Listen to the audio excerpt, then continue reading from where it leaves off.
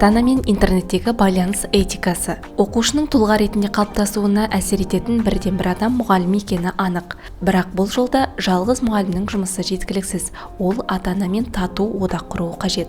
Отбасы мен мектеп арасындағы байланысты біртұтас ету үшін мұғалім мына қасиеттерге ие болғаны жөн. Тез тілтабысқыш, коммуникатив, сыпайы, тиімді диалог құру үшін қажет. Төзімді, мұғалім кез келген мәселеде оң шешімін табуға тырысуы қажет. Ынтымақтасуға дайын болуы керек. Қазір кей мәселені мессенджерде-ақ шешуге болады.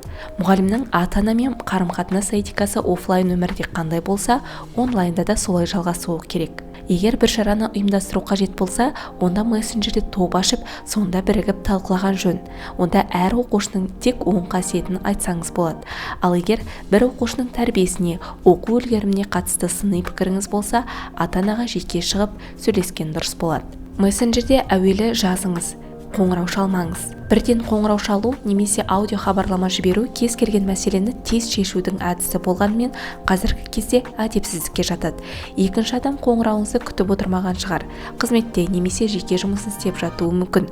Сондықтан ұялы телефонына хабарласпас бұрын жөніңізді айтып, мәтін жазып, қоңырау шалуға рұқсат алғаныңыз абзал.